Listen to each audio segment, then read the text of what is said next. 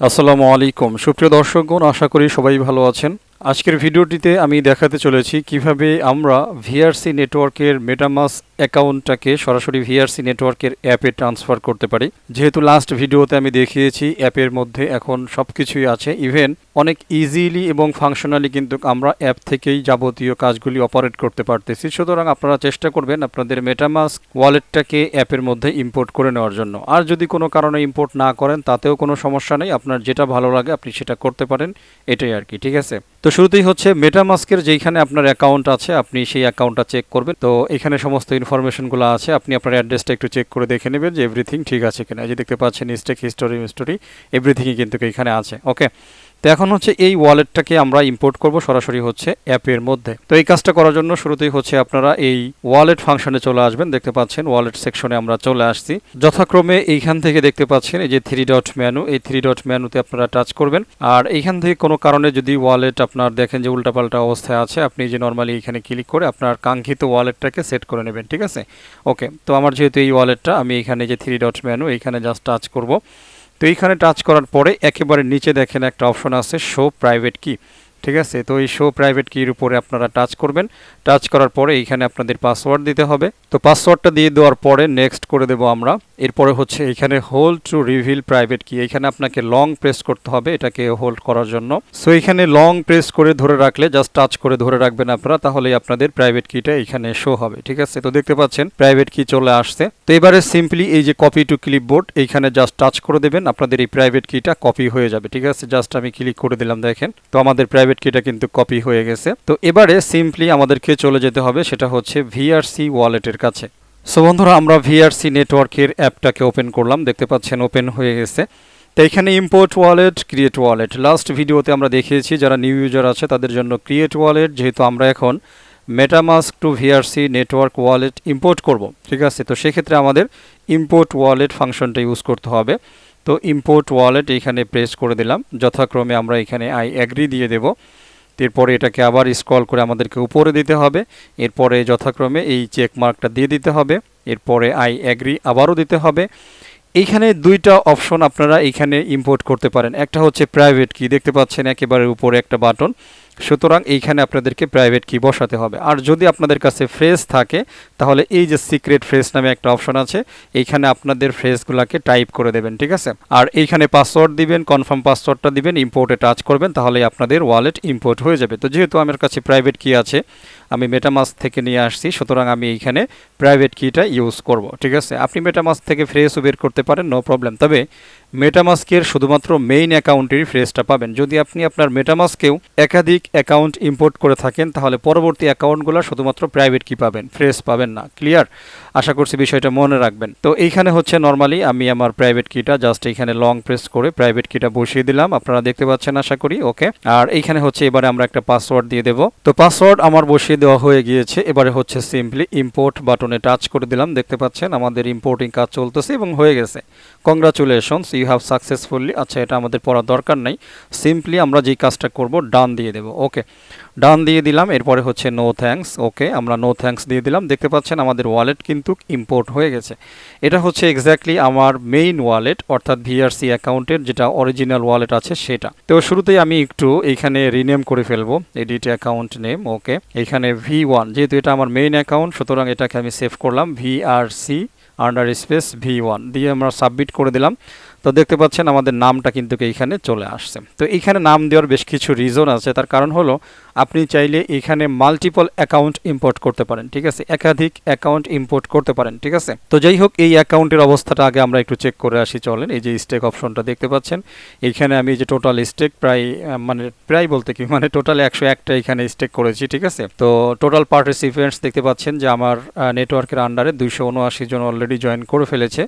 ঠিক আছে, আর এইখানে যদি আমরা একটু যাই তাহলে এই যে উইথড্রয়াল যে অপশনটা, এখানে গেলে আমরা বাকি যে সমস্ত ইনফরমেশনগুলো থাকে এগুলাকে আশা করা যায় দেখতে পারবো। ঠিক আছে, তো কাল থেকে নতুন আরও একটা আপডেট আসতেছে, যেই কারণে এইখানে ব্যালেন্সগুলো একটু শো করতেছে না, বাট এটা চলে আসবে। আপনি আপনার হিসাব কিতাবগুলো এইখানে দেখতে পারবেন, কোনো সমস্যা নেই। ঠিক আছে, আপনি চাইলে এইভাবে এটাকে নিচে প্রেস করেও এটাকে রিফ্রেশ দিতে পারেন, নো প্রবলেম। তো টোটাল আমার টিম থেকে স্টেক হয়েছে এই পর্যন্ত 818টা ভিআরসি কয়েন, দেখতে পাচ্ছেন আপনারা একেবারে A to Z হিসাব কিন্তু এইখানে আছে। তো আমার মেইন অ্যাকাউন্টে 101টা স্টেক স্টেকিং ব্যালেন্স, এটাই আর কি। তো এটা দেখানোর একটা কারণ হচ্ছে আমি এখন আরও বেশ কিছু আমার যে সমস্ত ছোটোখাটো অ্যাকাউন্টগুলো আছে সেটাও ইম্পোর্ট করে এখন আপনাদেরকে দেখাবো। ওকে, তো আমি আবারও একবার চলে যাব, সেটা হচ্ছে ওয়ালেট সেকশনে আসার পরে এই যে দেখতে পাচ্ছেন কর্নার উপরে, এই কর্নারে হচ্ছে আপনাদেরকে ক্লিক করতে হবে যদি আপনারা কি করতে চান, মানে আরও একাধিক ওয়ালেটকে ইম্পোর্ট করতে চান। এই যে ইম্পোর্ট নিউ অ্যাকাউন্ট আর একটা হচ্ছে অ্যাড নিউ অ্যাকাউন্ট।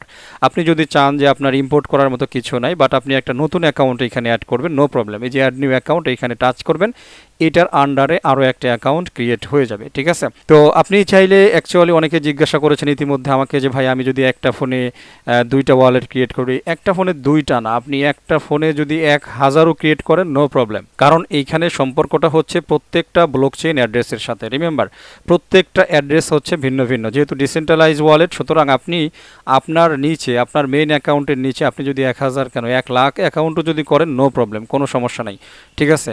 কারণ এইখানে তো ফ্রির কোনো গল্প নাই, এইখানে আপনার সীমিত পরিমাণ আপনাকে দিতে হবে, স্টেকিংয়ে লাগাইতে হবে, সেই স্টেকিং থেকে আপনার আর্নিং হবে। আপনি একটা ফোনে একটা ডিভাইসে আপনি সব কাজ করতে পারেন, আনলিমিটেড ট্রাস্ট ওয়ালেট কানেক্ট করতে পারেন, আনলিমিটেড মেটামাস্ক ক্রিয়েট করে সেটা দিয়ে কাজ করতে পারেন। এই যে এখানে অ্যাড নিউ অ্যাকাউন্ট, এই ওয়ালেটের আন্ডারেই অ্যাড নিউ অ্যাকাউন্ট করে তো আগের রেফারেল আইডিটা দিয়ে আপনি পরবর্তীতে রেজিস্ট্রেশন করতে পারেন। আমার মনে হয় বিষয়টা বুঝতে পারছি, সুতরাং এটা চিন্তার কোনো কারণ নেই, আপনি চাইলে এই কাজটা করতে পারেন। দেখা গেছে যে মেইন অ্যাকাউন্টের আন্ডারে যদি আপনি 10টা অ্যাকাউন্ট তৈরি করেন, তাহলে সেই 10টা অ্যাকাউন্টের রেফারেল কমিশন কিন্তু আপনার মেইন অ্যাকাউন্টে আবার যাচ্ছে, আবার ওদিকে কিন্তু মেইন জিনিসটা কিন্তু থেকে যাচ্ছে।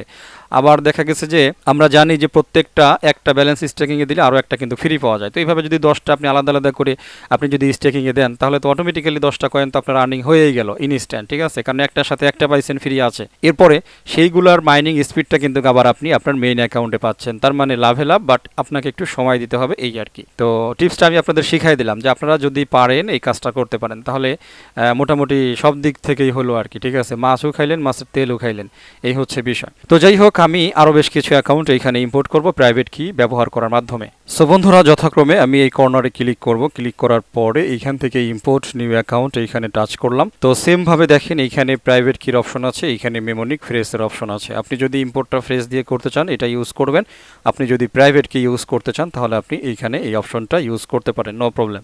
তো এইখানে আমরা একটু লং প্রেস করতেছি, ওকে, পেস্ট করে দিলাম, দেখতে পাচ্ছেন।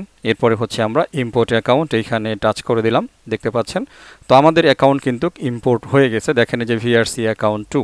তো এটাকে আমি এবারে একটুখানি আবার কি করব, রিনেম করে ফেলবো, ঠিক আছে। আমি এখানে লিখে দিলাম VRC, জাস্ট হচ্ছে এটা আমার সেকেন্ড অ্যাকাউন্ট, তো আমি এখানে দিয়ে দিলাম V2।